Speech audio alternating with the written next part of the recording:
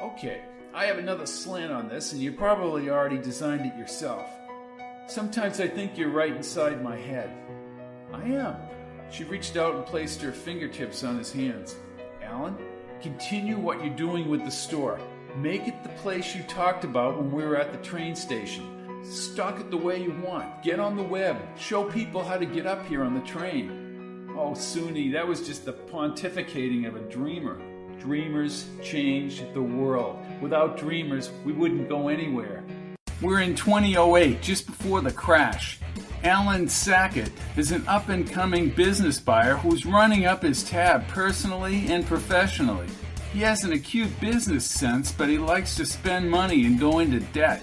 He's got an unreal portfolio, heavily in debt, heavily mortgaged, and right before the 2008 crash, it's a potential bombshell. He drives a Mazda MX-5 Miata. He has a Cadillac SUV parked near the beach, but his debts are mounting and mounting and mounting. But with the money coming in and the investments paying off, why should he worry? He's in line to become VP of sales for 850 Lamberts department stores throughout the West, maybe even the East Coast. His friend Brian alerts him to the fact that many people have taken out mortgages without being able to pay. He tells Alan it's a bubble. He had a virtual dinner the night before with his compadre, his lover, and his friend Melinda. In the midst of it all, he gets a call from Barclay, Idaho, a place he hasn't been to since he was 10 years old. An attorney, Charles McGowan, is calling from Barclay, telling Alan that he has inherited his Aunt Amanda's general store. He thinks back when he was 10 years old, that one summer, with the little girl named Soonie, his friend. As he walks into Nate Archer's office, he thinks of baseball cards and lazy summer days up in Idaho in Coeur d'Alene. McGowan calls again. He needs to settle Alan's aunt's estate. Alan has a 20% increase in sales, but as he's talking and presenting his portfolio again to Nate Archer, Archer tells him that the market is falling. And just a few minutes later, with all his mounting debts and crashing investments, Alan Sacket is fired. He heads on a puddle jumper out to Palm Springs. He conducts business as usual, all because of Melinda. He makes a call to Nick Conte, his corporate lawyer. Waiting for him in the room is an upgraded laptop, a present from Melinda. His broker, Ralph, tells him that the crash has cost him everything. He owes 10 times the $100,000 left in his account. Then Nick Conte calls back. Alan tells Nick that with a 20% increase, how can they possibly fire him? Nick responds by saying, when you do a good job, you don't get fired. Alan's debts total up to close to $1 million. Nick Conte tells him to ask Melinda for money, but Alan doesn't even want to tell her what's happened. He begins emailing out resumes around the country. Melinda arrives after having liquidated all her assets before the crash. She's so analytical. As he soaks in the bubble bath with Melinda, she tells him about the business forecast. Gray Bar International calls. Then she finds out that he's been fired. She comes down on him hard, accuses him of incompetence. Again, he's thinking back to Barclay, the Rexall store, the sporting goods and toy store, the mobile station at the corner. Melinda leaves the hotel and disappears. Alan calls his friend Brian. Brian suggests a loan shark named Roscoe. As the weeks go by, Alan can't even pay his cell bill. The credit card companies are hounding him. The Nuevo, where he was staying, is now demanding money for back rent. Nick Conte might be able to file a lawsuit and get more money only if he holds out, but Alan needs money now. He looks at Roscoe's number given to him by Brian. He slowly dials the number. He gets a recorded message and hangs up the phone. McGowan calls again and reads a note written by Aunt Amanda to Alan.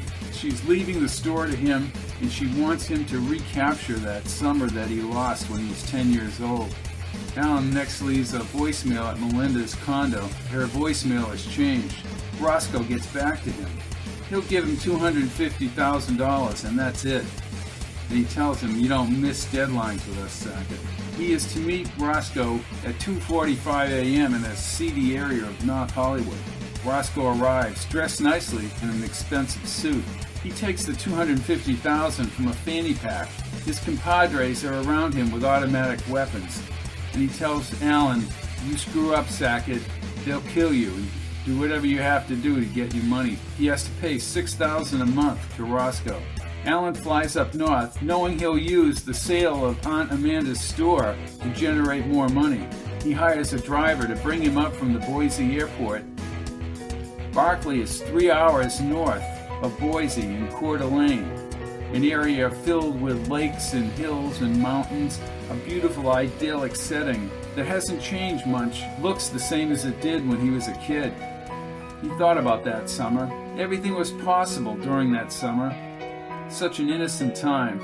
As they approach the windswept lake and ridge, he sees the town has lost its fervor.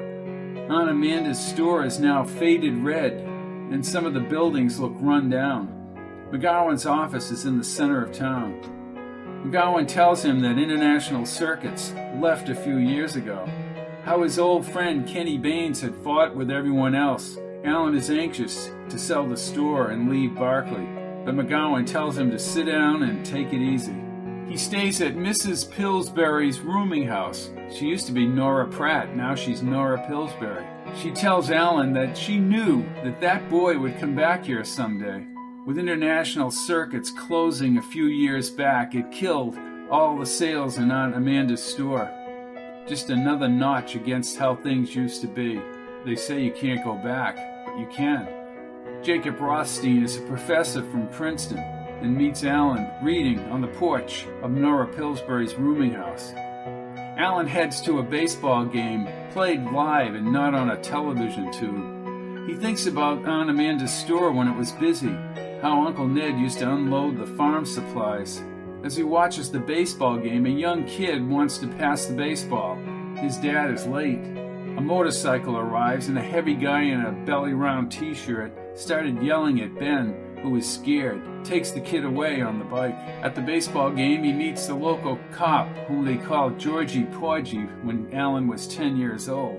Kenny Baines is now the bank president. He married McGowan's daughter, Jill McGowan. Back at the rooming house, Jacob talks about how the town once was vital, how there was a silver strike. He finally makes it out to the store.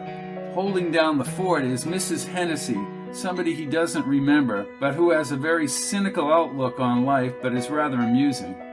When Soonie arrives at the store, Alan can't believe it. She says that was one great summer, and now the town is just remnants of puzzle pieces of what used to be.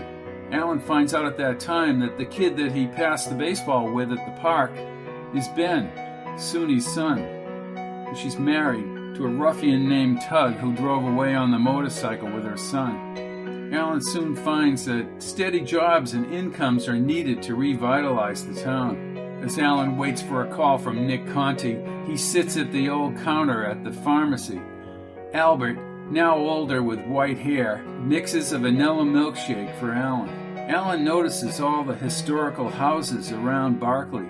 He's invited to come to a meeting to talk about the town's problems. He walks down Main Street, wondering just what happened to this town. Soonie invites him over to her house for dinner.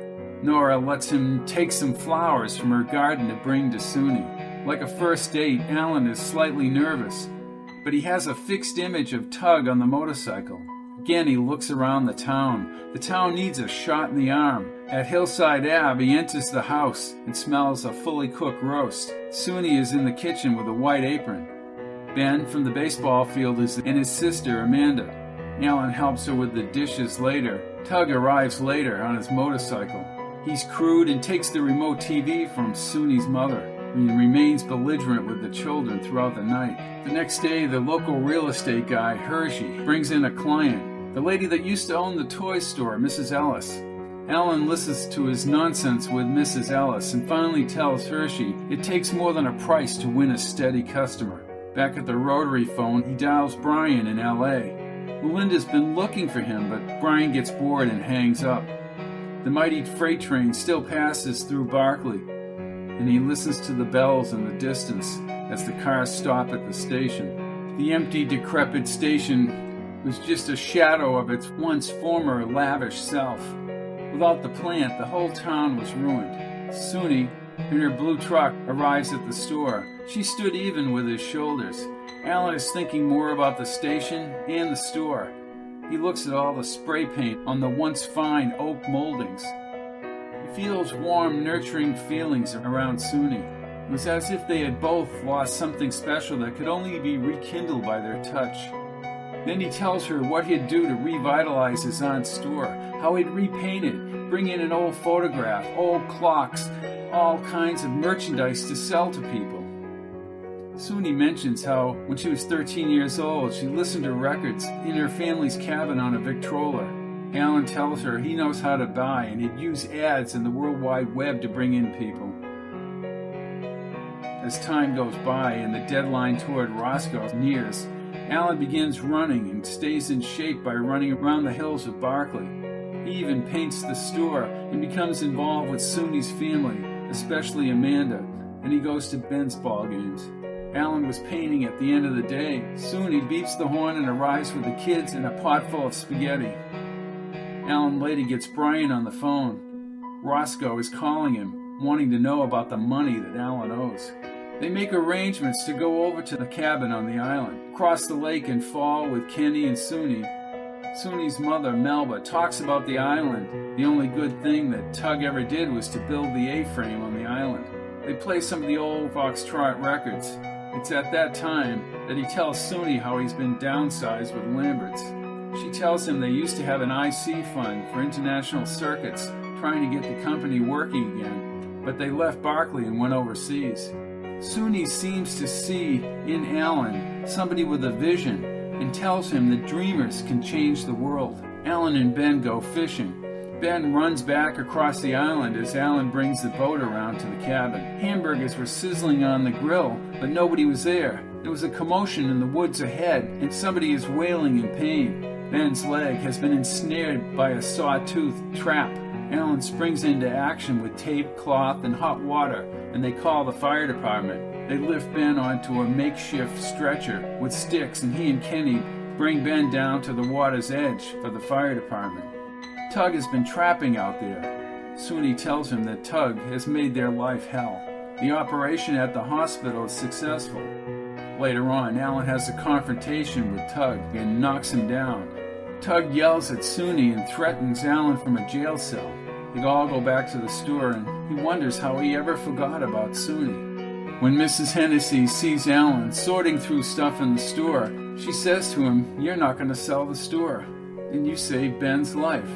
Alan calls Nick Conti. Roscoe is now actively looking for him. Soonie tells Alan how she met Tug at one of the airbase dances. Alan says he's going to have to get cash to make the store work.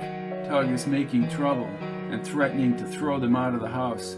Alan knows that if he sells off his assets, he might get enough to start the project off the ground. But the main thing is to get the train to stop at the town station. Money from the cars and boat sales are wired into Kenny's bank. It is at that time that two well-dressed men enter Nick's office in November looking for Alan.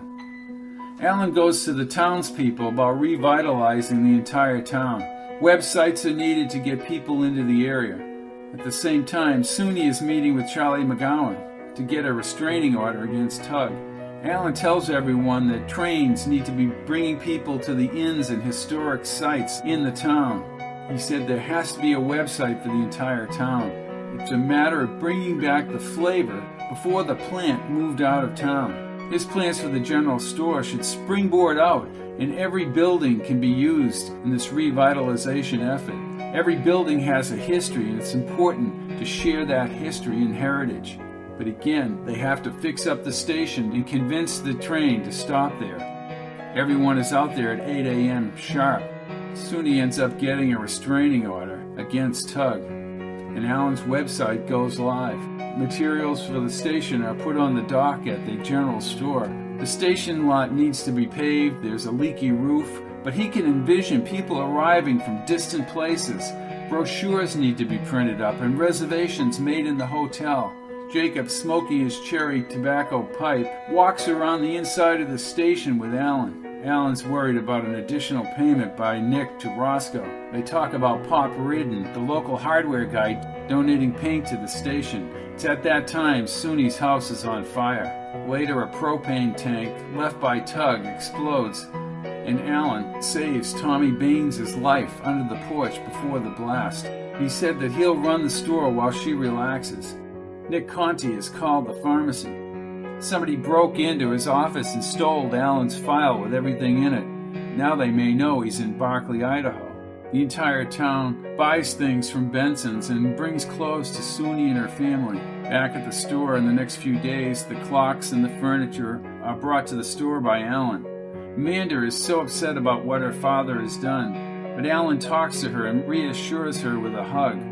At this time, there have been no calls about the town's website. Tug has been apprehended in Washington State. Soonie asks Alan to accompany her over to the island for the weekend. There's a Victrola in the cabin. He plays the record, and they both talk about how little things in your life can change everything in the future. He has to convince the people to come up to Barclay, Idaho. They finish their pancakes in the morning and walk along the glistening snow. The fireplace smoke fills the woods. Kenny is on his way over to the island, and Alan thinks there's something wrong again. However, he has good news. Aunt Amanda's store is buzzing with people.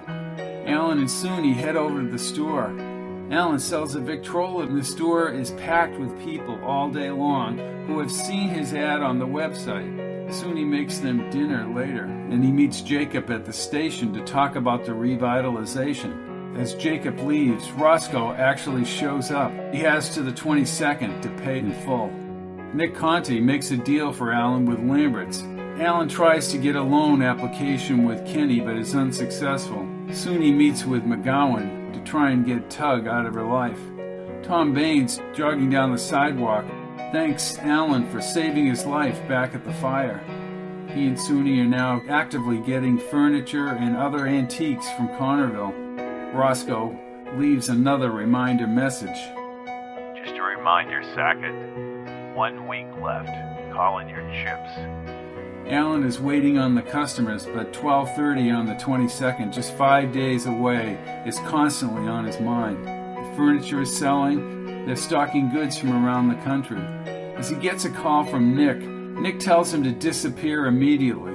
He and Soonie sit on the porch swing on a starry night, and Soonie proclaims to him, "This is the one place on earth where you can get peace."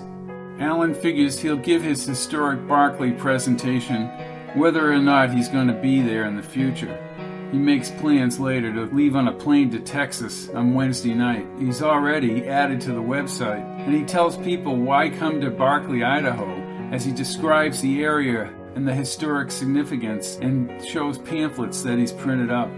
Even Amanda has been rallied by Alan to make a presentation about the historic aspect of Barclay, Idaho. Jacob, however, has overheard Roscoe at the station. Soonie knows that there's something wrong. On the 22nd, he walks down Main Street to meet Roscoe. Roscoe and 3 well-dressed men are down the end of the street. They are armed and dangerous and want their money.